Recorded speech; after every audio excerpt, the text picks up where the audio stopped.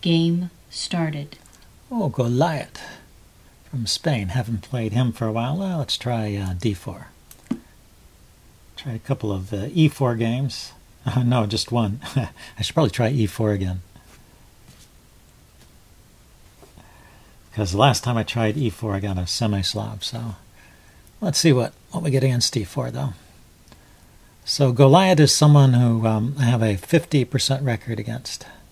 I played him 28 games, so quite a frequent opponent over the years. I hope he's going to move. I hope he's connected. It's usually get an interesting game with him. Okay, he's just thinking about his start here.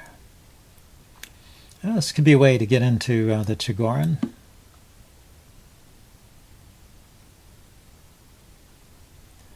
I don't know. It's unusual. It's an unusual opening to play knight c6 because the pawn is defended there, so it's not making a threat.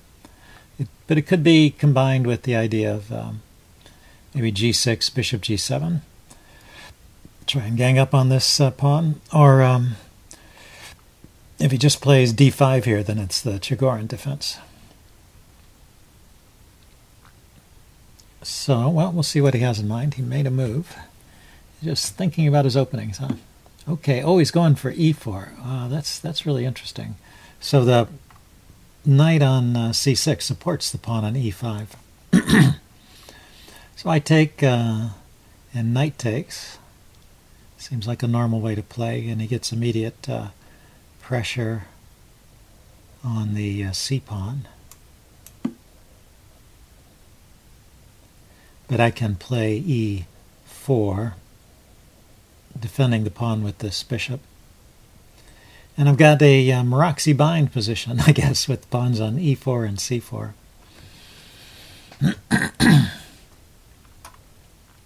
And then, well, we'll see what he does from here. Could be there's some tricks. No, I guess the queen can't come out on the diagonal like it does in many Sicilians because he hasn't moved the c-pawn. He just moved the d-pawn, supporting his knight.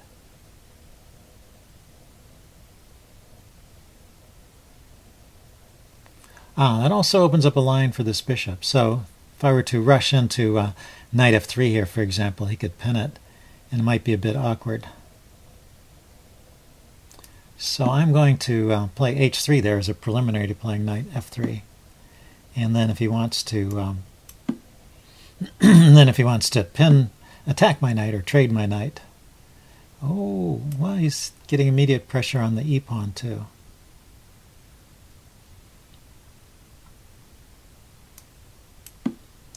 Okay. Interesting way to play. I still want to play knight f3. Knight takes, queen takes, and then develop the bishop.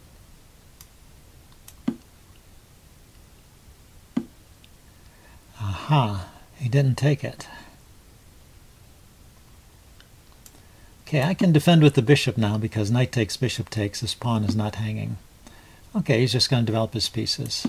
He's gotten the opening, and he's going to survive the opening and just get his pieces out. He's got a good square for his knight.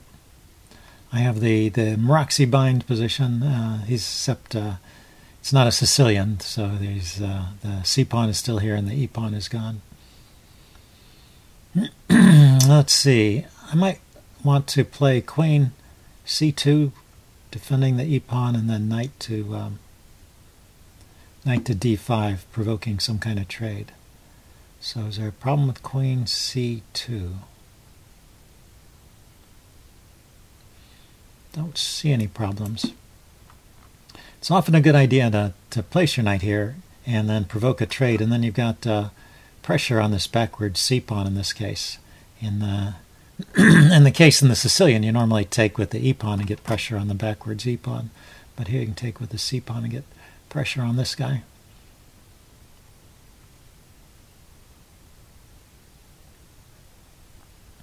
And I don't know, it looks like there's a lot of congestion in black's position. This bishop has no moves at all. This bishop has only backwards moves.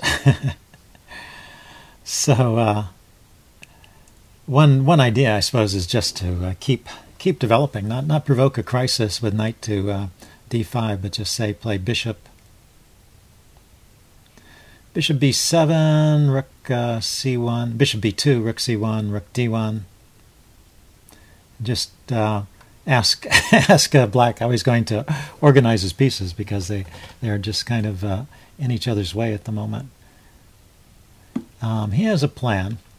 You know, what he can try is knight to h5 to f4. Oh, the bishop is covering f4.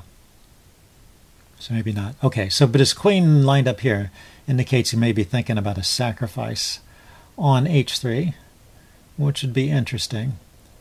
So I went here with the knight right away. Bishop takes, pawn takes, queen takes. What's my next move?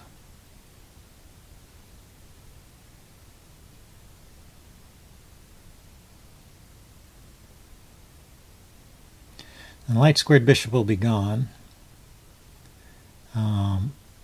My knight's here, though. It can come into f4 and chase the queen away and maybe drop into g2. So let's go ahead and play this and see if he sacrifices.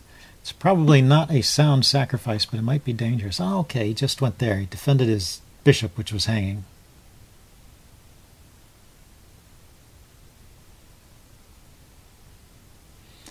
And then what for me?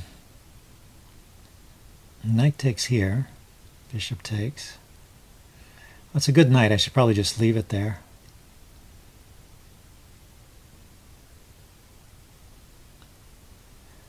Let's develop the bishop.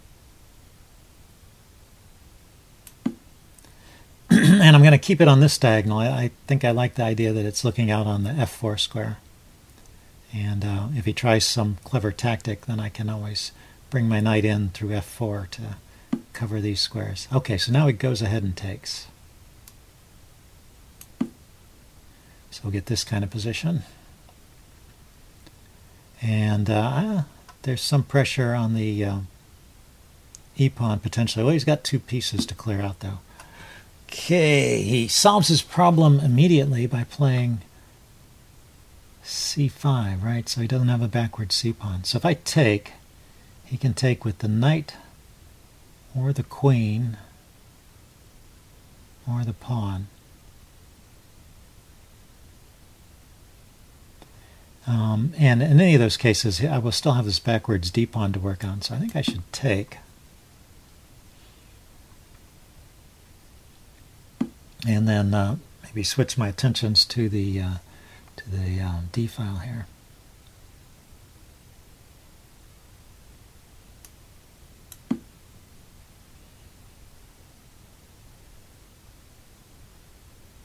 And he's no longer threatening to sacrifice over here on h2, which is a nice h3, which is a nice thing. He's gotten rid of that light squared bishop. Okay, so what now?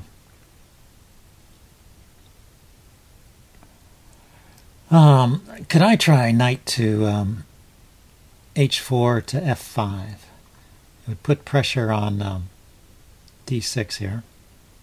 And I just have to worry when it's on h4 here, he can move his knight with tempo. But knight takes pawn, queen takes pawn, defends the knight so it's not hanging. And other moves with the knight are not so dangerous. So let's try it. Oh, he pre-moved something. I wonder if he's just fiddling around with his pieces and did that by accident. Or he just planned to do that in all cases. Okay, well, I'm just planning to come in here. Sometimes those pre-moves can be accidental, but maybe this is okay. Huh. Oh, I take, he can take with the pawn or the knight.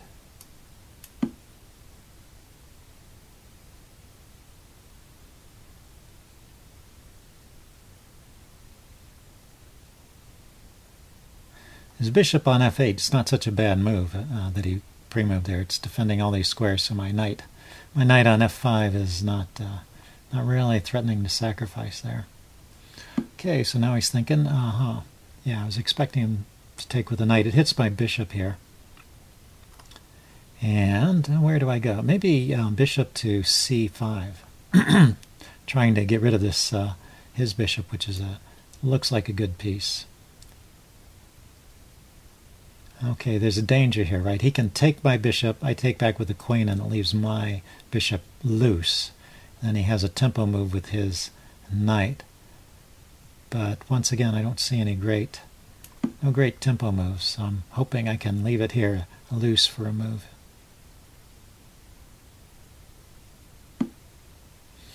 He hits it immediately. Okay.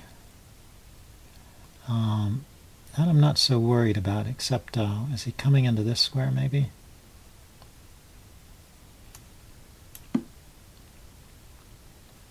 He can plant a knight on... check. Oh, he's planning to take there. Oh, I didn't think about that. You know, those doubled knights, sometimes you lose track of one of them. Okay, I have to take back. Check. Yeah, that was bad. Well, good for him, anyway. Bad for me. Let's see. Do I want to... I should probably go here, I guess. If I go here, he's got a check with the queen. And if I go here, he's got another check with the knight.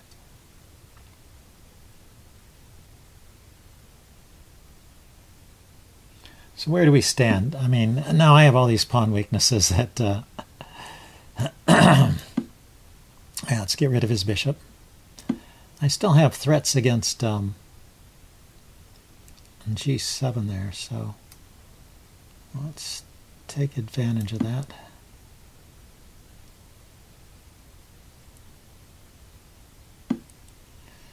Yeah, and now can I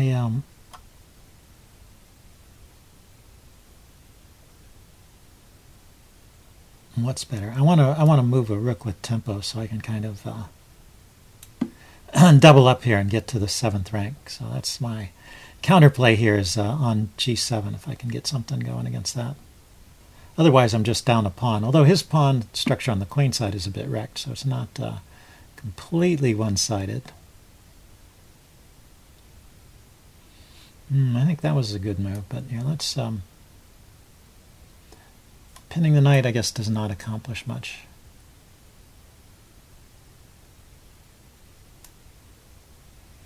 Maybe queen here. Maybe rook to e1 is an idea. But he's covering the e7 square, and he's blocking my access to d7. Yeah, that was a good move. Kind of just covering things over there. Okay, so he's now going to come into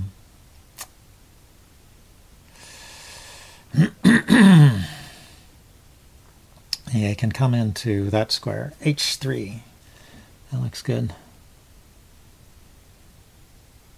Queen h3 is check, and if I come this way, he can check. Well, I guess I can keep running. He's got a check here, picking up the rook in the corner. That looks dangerous. So knight here, queen here, check.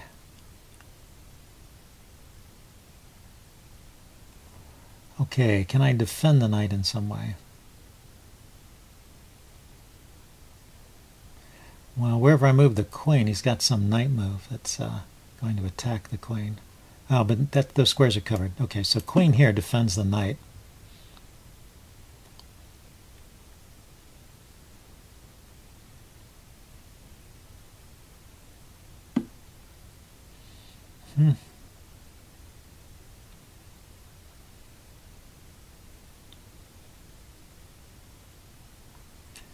Yeah, I need to cover that.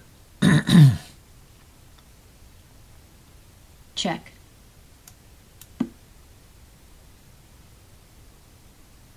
Check. Now, let's see. I could come here. He's got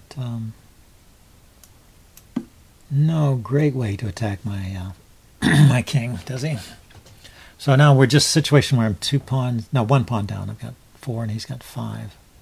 Still holding on to things. I thought maybe he would have tried g6 there, but I guess I always had knight takes h6 check, which would be dangerous perhaps. and then I could drop back to g4. So I guess there was no way to take advantage of the awkward knight there.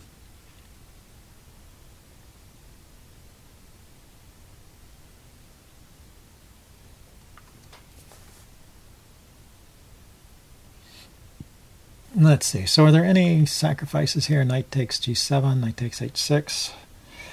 Knight takes h6, pawn takes, and queen here.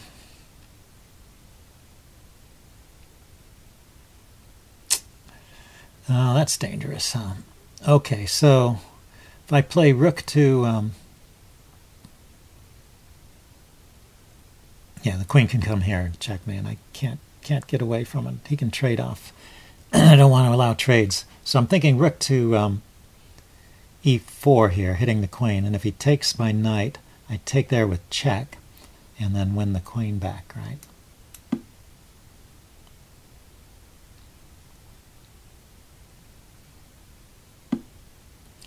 Yes, so he can just play that. Now I take here with check, queen takes. Is there some other tactic? There's knight here, check. Pawn takes.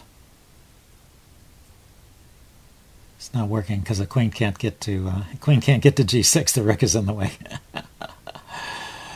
Oh my! Let's see. So I should probably bring the knight back somewhere. Get it out of trouble. Maybe I should attack something. If I can snag a pawn, I'll be back in the game, I guess.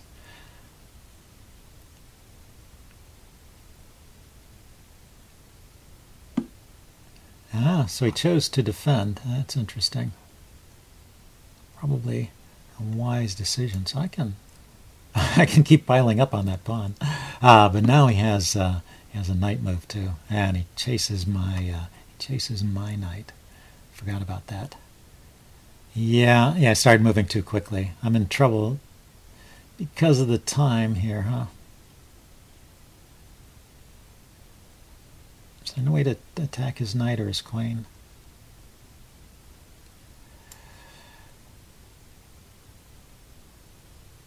White forfeits on time. Okay, well, I was stuck. I had no good move there. So, good game. I will upload this and do a postmortem. See you guys later. Bye.